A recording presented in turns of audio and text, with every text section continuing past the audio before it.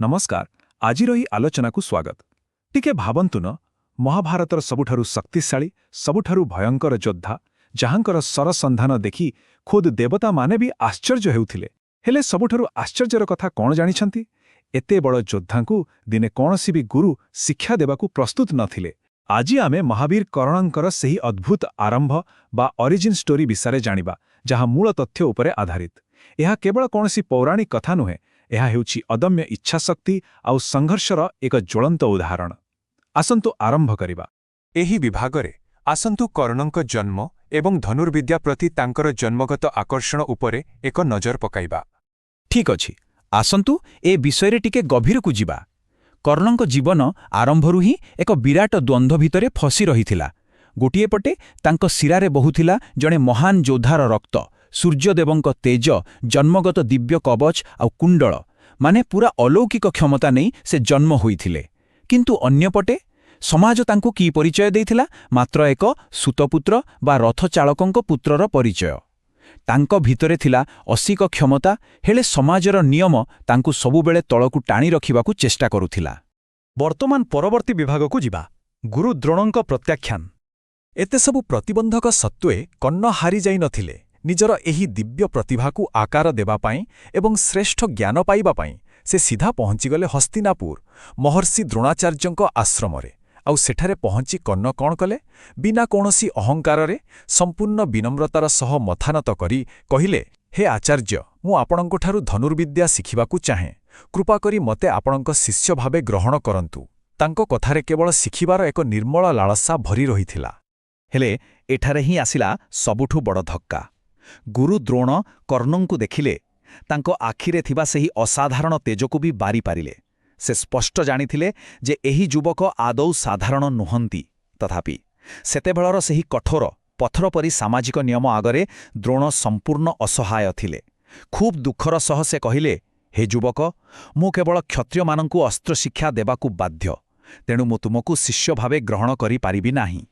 ଟିକେ ଭାବନ୍ତୁ ତ, କେବଳ ଗୋଟିଏ ସାମାଜିକ ସ୍ଥିତି ପାଇଁ ଏତେ ବଡ଼ ପ୍ରତିଭାକୁ ଆଖି ଆଗରେ ସିଧାସଳଖ ମନା କରିଦିଆଗଲା। ତେବେ ଏଠାରେ ଆମ ସମସ୍ତଙ୍କ ପାଇଁ ଗୋଟିଏ ବଡ଼ ପ୍ରଶ୍ନ ଉଠୁଛି। ଯେତେବେଳେ ସମାଜର ସର୍ବଶ୍ରେଷ୍ଠ ଗୁରୁ ଜଣେ ପ୍ରତିଭାବାନ ଯୁବକଙ୍କୁ ଏମିତି ଫେରାଇ ଦିଅନ୍ତି, ସେତେବେଳେ ସେ ବିଚରା କୁଆଡ଼େ ଯିବେ? ସାଧାରଣ ମଣିଷଟିଏ ହୋଇଥିଲେ ହୁଏ ଏତେ ବଡ଼ ଆଘାତରେ ସବୁଦିନ ପାଇଁ ଭାଙ୍ଗି ପଡ଼ିଥାନ୍ତା। କିନ୍ତୁ କର୍ଣ୍ଣଙ୍କ କ୍ଷେତ୍ରରେ କ'ଣ ହେଲା ଜାଣିଛନ୍ତି? ଏହି ହୃଦୟ ବିଦାରକ ଦୁଃଖ ତାଙ୍କୁ ଭାଙ୍ଗିବା ପରିବର୍ତ୍ତେ ତାଙ୍କ ଭିତରେ ଥିବା ନିଆଁକୁ ଆହୁରି ତେଜିଦେଲା। ତାଙ୍କର ସଂକଳ୍ପ ଏକଦମ ଲୁହା ଭଳି ଟାଣ ହୋଇଗଲା।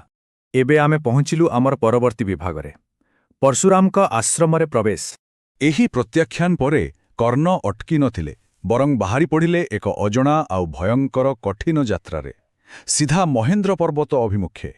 ଲକ୍ଷ୍ୟ ଥିଲେ ସ୍ୱୟଂ ଭଗବାନ ପରଶୁରାମ, ଯିଏକି ଖୋଦ୍ ଗୁରୁ ଦ୍ରୋଣଙ୍କର ବି ଗୁରୁ ଥିଲେ, ଏ ପୃଥିବୀର ସବୁଠାରୁ ଶ୍ରେଷ୍ଠ ଅସ୍ତ୍ରଧାରୀ। କିନ୍ତୁ ଏଠି ଏକ ନୂଆ ଆଉ ବିରାଟ ବଡ଼ ସମସ୍ୟା ଦେଖାଦେଲା। ଭଗବାନ ପରଶୁରାମଙ୍କର ଏକ କଠୋର ପ୍ରତିଜ୍ଞା ଥିଲା। କ୍ଷତ୍ରିୟମାନଙ୍କ ଉପରେ ସେ ଏତେ ରାଗିଥିଲେ ଯେ ସେ କେବଳ ବ୍ରାହ୍ମଣମାନଙ୍କୁ ହିଁ ଶିକ୍ଷା ଦେଉଥିଲେ। ବର୍ତ୍ତମାନ କର୍ଣ୍ଣ କରିବେ କ'ଣ?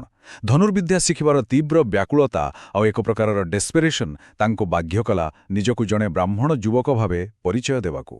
ସେହି ଦୃଶ୍ୟଟିକୁ ଥରେ ନିଜ ଆଖି ଆଗରେ କଳ୍ପନା କରି ଦେଖନ୍ତୁ ତ।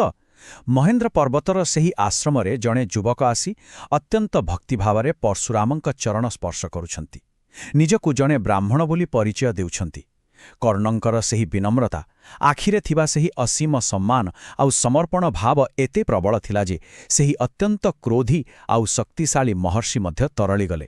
ସେ ତୁରନ୍ତ ଏହି ନମ୍ର ଯୁବକଙ୍କୁ ନିଜର ଶିଷ୍ୟ ଭାବେ ଗ୍ରହଣ କରିନେଲେ। ବର୍ତ୍ତମାନ ଏହି ବିଭାଗରେ ସବୁଠାରୁ ରୋଚକ କଥାଟି ଆମେ ଦେଖିବା, କଠୋର ସାଧନା ଓ ଶ୍ରେଷ୍ଠତା। ତେବେ ଆସନ୍ତୁ ଦେଖିବା କର୍ଣ୍ଣଙ୍କର ଏହି ଶିକ୍ଷା କିପରି ଆଗକୁ ବଢ଼ିଲା। ପରଶୁରାମଙ୍କ ଛତ୍ରଛାୟାରେ ଆରମ୍ଭ ହେଲା ଦିନରାତି ଏକ କରିଦେଲା ଭଳି ଅକ୍ଳାନ୍ତ ପରିଶ୍ରମ। ଏହି ସମ୍ପୂର୍ଣ୍ଣ ପ୍ରକ୍ରିୟା ମୁଖ୍ୟତଃ 3ଟି ସ୍ତରରେ ବିଭକ୍ତ ଥିଲା। ପ୍ରଥମଟି ହେଲା ପ୍ରାରମ୍ଭିକ ଶିକ୍ଷା, ଯେଉଁଥିରେ ସେ ସରସନ୍ଧାନରେ ଅବିଶ୍ୱସନୀୟ ସଠିକତା ଲାଭ କଲେ। ତାପରେ ଆସିଲା ଆଡଭାନ୍ସଡ୍ ଲେଭେଲ ବା ଉଚ୍ଚତର ଶିକ୍ଷା, ଯେଉଁଥିରେ ସେ ଶବ୍ଦବେଧୀ ବାଣ ଚାଳନା ଶିଖିଲେ। ଆଉ ଶେଷରେ ଥିଲା ଅନ୍ତିମ ପର୍ଯ୍ୟାୟ, ଦୈବୀ ଅସ୍ତ୍ର ବା ସିଧାସଳଖ ଦେବତାମାନଙ୍କ ଶକ୍ତିର ପ୍ରୟୋଗ। ବେସିକ୍ସରୁ ଆରମ୍ଭ କରି ବ୍ରହ୍ମାସ୍ତ୍ର ପର୍ଯ୍ୟନ୍ତ ଏକ ଜବରଦସ୍ତ ଯାତ୍ରା। ଆସନ୍ତୁ ଏହି ଶବ୍ଦଭେଦୀ ବାଣ ସ୍କିଲ୍ ବିଷୟରେ ଟିକେ ବିସ୍ତୃତ ଭାବେ ଆଲୋଚନା କରିବା। ପ୍ରକୃତରେ ଏହାର ଅର୍ଥ କ'ଣ ଆପଣ ଜାଣିଛନ୍ତି କି? ବିନା କିଛି ଦେଖି କେବଳ ଶବ୍ଦ ଶୁଣିକରି ନିଜ ଲକ୍ଷ୍ୟକୁ ସମ୍ପୂର୍ଣ୍ଣ ନିଖୁଣ ଭାବରେ ଭେଦ କରିବା। ଆମେ ନିଜେ ଥରେ ଭାବି ଦେଖିବା ତ, ଏଥିପାଇଁ ମଣିଷରେ ଏକାଗ୍ରତା, ଦ୍ରୁତତା ଏବଂ ପ୍ରତିଭା କେଉଁ ସ୍ତରରେ ଥିବା ଦରକାର? ଏହା ଆଦୌ ସାଧାରଣ କଥା ନୁହେଁ। ହେଲେ କର୍ଣ୍ଣ ନିଜର ଅଦ୍ଭୁତ ଫୋକସ୍ ବଳରେ ଏଥିରେ ସମ୍ପୂର୍ଣ୍ଣ ମାଷ୍ଟ୍ରି ହାସଲ କରିନେଇଥିଲେ। ଆଉ ତାପରେ ଆସିଲା ସେହି ଚୂଡ଼ାନ୍ତ ମୁହୂର୍ତ୍ତ, ବ୍ରହ୍ମାସ୍ତ୍ରର ଶିକ୍ଷା। ପୁରା ମହାଭାରତରେ ଏହା ଥିଲା ଏକ ଅତ୍ୟନ୍ତ ଶକ୍ତିଶାଳୀ ଏବଂ ସର୍ବନାଶକାରୀ ଦୈବୀ ଅସ୍ତ୍ର। ଏଭଳି ଅସ୍ତ୍ର ସମସ୍ତଙ୍କୁ ଆଦୌ ମିଳେ ନାହିଁ, କିନ୍ତୁ କର୍ଣ୍ଣଙ୍କର ନିଷ୍ଠା ଓ ଶ୍ରମ ଦେଖି ଗୁରୁ ପରଶୁରାମ ଏତେ ଖୁସି ହୋଇଯାଇଥିଲେ ଯେ ସେ କର୍ଣ୍ଣଙ୍କୁ ନିଜର ସବୁଠାରୁ ପ୍ରିୟ ଶିଷ୍ୟ ଭାବେ ଘୋଷଣା କଲେ ଏବଂ ନିଜର ସମସ୍ତ ଗୁପ୍ତ ବିଦ୍ୟା ଓ ଜ୍ଞାନ ସେ ବିନା କୌଣସି ଦ୍ୱିଧାରେ କର୍ଣ୍ଣଙ୍କୁ ପ୍ରଦାନ କଲେ। ଏବେ ଆସିବା ପରବର୍ତ୍ତୀ ବିଭାଗକୁ, ସଫଳତାର ମହାନ ନିର୍ଯାସ ବା ପ୍ରକୃତ ପ୍ରତିଭାର ବିଜୟ। ତେବେ ଏଠାରେ ସବୁଠାରୁ ଗୁରୁତ୍ୱପୂର୍ଣ୍ଣ ବିଷୟଟି ହେଉଛି ଏହି ସବୁକିଛି ଆମକୁ କ'ଣ ଦର୍ଶାଉଛି? ଏହା ଅତି ଚମତ୍କାର ଭାବେ ପ୍ରମାଣ କରେ ଯେ ନିରନ୍ତର ସାଧନା ଓ ଅଟଳ ନିଷ୍ଠାର ଫଳ କେତେ ମହାନ ହୋଇପାରେ। କର୍ଣ୍ଣଙ୍କର ସେହି ରକ୍ତ ଝାଳ ବୁହା ପରିଶ୍ରମ ହିଁ ତାଙ୍କୁ ସେହି ଭୟଙ୍କର ଯୋଦ୍ଧା ଭାବେ ଗଢ଼ି ତୋଳିଥିଲା, ଯାହାଙ୍କୁ ଆମେ ପରେ ମହାଭାରତ ଯୁଦ୍ଧକ୍ଷେତ୍ରରେ ଦେଖିବାକୁ ପାଉ, ଯିଏ ସାକ୍ଷାତ ଅର୍ଜୁନଙ୍କର ଏକମାତ୍ର ସମକକ୍ଷ ପ୍ରତିଦ୍ୱନ୍ଦ୍ୱୀ ଥିଲେ। ଯେତେବେଳେ କେହି ବି ତାଙ୍କୁ ସୁଯୋଗ ଦେଇନଥିଲେ, ସେ ନିଜେ ନିଜର ରାସ୍ତା ତିଆରି କରିଥିଲେ। କର୍ଣ୍ଣଙ୍କର ଏହି କାହାଣୀ ପ୍ରମାଣ କରେ ଯେ ଦୃଢ଼ ଇଚ୍ଛାଶକ୍ତି ଆଗରେ କୌଣସି ବି ସାମାଜିକ ସୀମାରେଖା ତିଷ୍ଠିପାରେ ନାହିଁ। ତେଣୁ ଶେଷରେ ଆମ ସମସ୍ତଙ୍କ ମନରେ ଏକ ବଡ଼ ପ୍ରଶ୍ନ ଛାଡ଼ିଯାଉଛି, ସମାଜର କୌଣସି ବି କଠୋର ନିୟମ କିମ୍ବା ବାଧାବିଘ୍ନ କ'ଣ ଏକ ପ୍ରକୃତ ପ୍ରତିଭା ଏବଂ ଦୃଢ଼ ସଂକଳ୍ପକୁ କେବେ ବି ଅଟକାଇ ପାରିବ? ଟିକେ ଚିନ୍ତା କରି ଦେଖନ୍ତୁ।